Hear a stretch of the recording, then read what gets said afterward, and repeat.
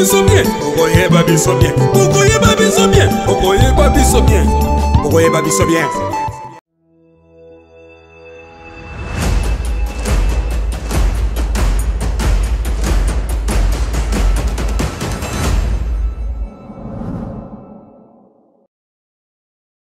Félix-Antoine Tshisekedi Tshilombo, connu aujourd'hui sous le puissant surnom de Fachi Béton, fils de Maman Marthe Kassalou et du héros national Étienne Tshisekedi, a été élu président de la République démocratique du Congo en décembre 2018.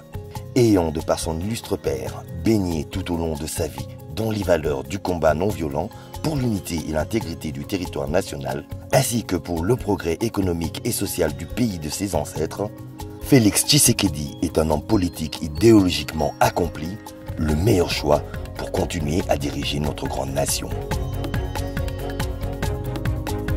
Le premier exploit de Fachi a non seulement été d'avoir remporté la présidentielle dès sa première participation, mais surtout d'avoir réussi à devenir le premier chef d'État de l'histoire de la République démocratique du Congo à obtenir pacifiquement l'impérium détenu depuis 18 ans par son prédécesseur.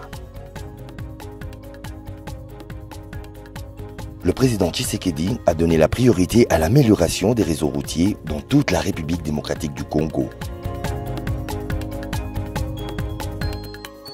Sous sa direction, des progrès significatifs ont été réalisés dans la réhabilitation et l'extension des principaux corridors routiers qui sont essentiels pour relier les régions, améliorer le commerce et faciliter la circulation des biens et des personnes. Sous sa férule, le président Tshisekedi a créé les zones économiques spéciales à Maluku et à Kinmalebo afin de promouvoir le développement économique de la ville de Kinshasa avec la création des milliers d'emplois. Ayant été président de l'Union africaine et de la SADC, Félix-Antoine Tshisekedi, à travers la redynamisation de sa diplomatie en hibernation depuis de longues années, a fait retrouver à la RDC sa digne place dans les instances internationales. Sous son égide, la voix de l'Afrique a été portée au niveau international. Le président Tshisekedi a hérité d'une économie léthargique grévée par la corruption et la mauvaise gestion. Cependant, grâce à sa vision et sa détermination, il a mis en place des politiques visant à promouvoir la croissance économique et à attirer les investissements étrangers.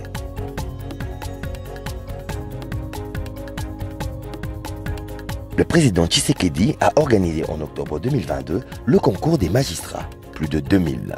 Les forces armées congolaises, FARDC en sigle, sont un domaine crucial sur lequel le président Tshisekedi s'est concentré en vue du contexte d'agression continuelle du pays voisin, le Rwanda, à l'est de notre pays. Le président Tshisekedi a reconnu l'importance de fournir un soutien et des ressources adéquates aux soldats servant dans les FARDC. Il a mis en œuvre plusieurs mesures pour améliorer leur bien-être. Le président Tshisekedi a activement cherché à améliorer les capacités opérationnelles des FARDC et le développement des infrastructures en boostant le service national. Le mandat du président Félix Tshisekedi à la tête de la République démocratique du Congo a permis des avancées significatives dans divers secteurs, dont la culture et le sport.